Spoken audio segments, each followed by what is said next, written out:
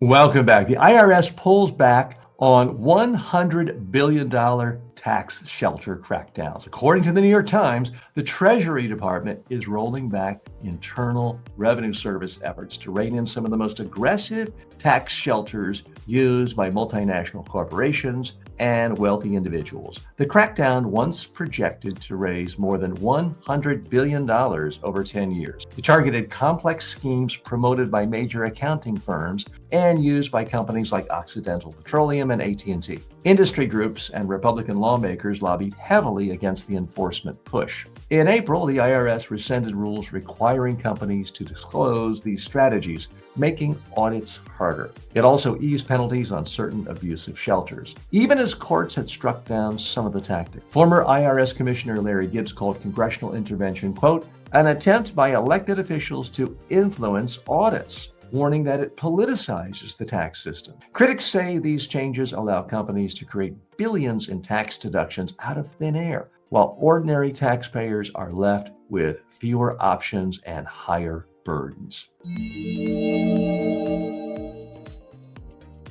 Okay, so what's the real message here? Washington, D.C. is sending a message to citizens across the country. If you pay taxes, you're a sucker. You're a fool, because the big boys, they're getting 100% breaks. They're coming up with the grandest of tax scams and schemes, and they're paying nothing, because that's what the guy in the White House does. That's what his friends do. So if you continue paying taxes, you're a rube. That is the message. Okay, let's dig a little deeper here. This to me is, I think when the history is written of this, it's going to be seen as just profoundly bizarre. We live in a time where there are massive deficits. Our government's going to spend $7 trillion this year. We're only taking in $5 trillion. So that's a massive deficit. Typically, whether you're running a government or any kind of household budget, typically in that situation, you would say, oh,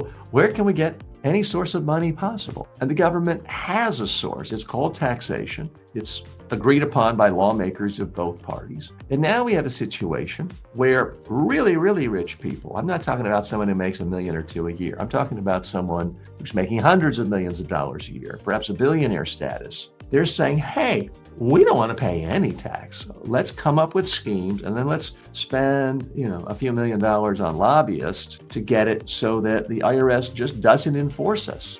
Any laws will not apply to us. That is what's happening in the United States today. And it is reducing the amount of money that comes in to our tax coffers. It's exploding the deficit, and it's absolutely absurd. And it does several things. It trickles down and permeates the political culture and our social fabric to the point where we've gone from a time when most Americans thought, well, I want to do my share. I want to be a good citizen, and I want to follow laws, and I want to pay tax. To now we're at a point where so many Americans feel like, wow, I don't want to be a rube.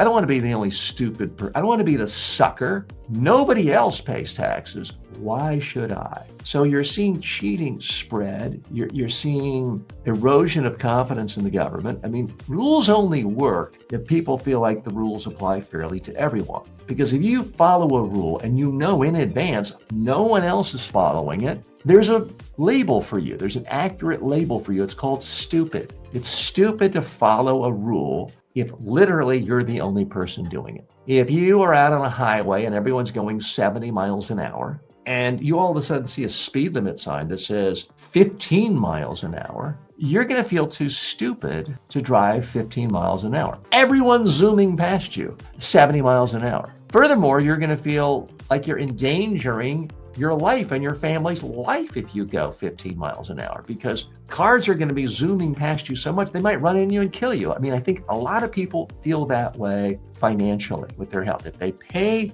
taxes, they are being rubes, and they feel like they're supporting a government that is inherently treacherous. Now, I've seen this firsthand in other countries. One very large communist country in Asia, shall we say. I don't want to offend too many people this early in the day, but I can tell you in this particular communist-run country, a large communist country in Asia, of the people I've talked to, it's actually considered immoral to pay your tax. That's right. People who pay taxes are looked down upon because they are supporting a repressive regime. And I can tell you in the United States, where we see masks, Gestapo-like officials terrorizing citizens and other people who live in the United States, more and more people in America are feeling the same thing about their government. Why pay taxes if you're funding a repressive regime that is essentially terrorizing the people of the country? So it is a real problem. Let's look at some more facts. This was courtesy of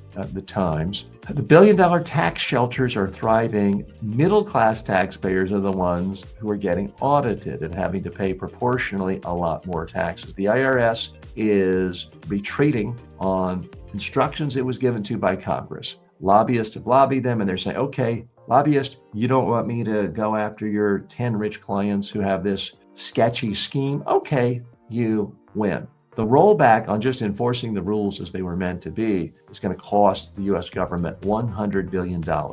That's the estimate. Targeted schemes, including basis shifting, creating new deductions without new spending. If that sounds complex, like, that's why it's designed that way. If you have enough money and enough income, you can hire really smart lawyers to just create something out of nothing and not pay any taxes. Occidental Petroleum, some of their moves generated $13 billion in future tax deductions. Industry lobbying groups have pushed to dismantle the IRS enforcement unit. Again, that's just bizarre. So many of these so-called conservatives who say we need to be fiscally prudent, we need to spend no more than we have, we need to have balanced budgets, then do the one thing that makes it even worse. They cut the spending for IRS officials that can actually collect taxes. So it's highly, highly contradictory. Critics say ordinary families face stricter audits than the biggest corporation. So this does play into the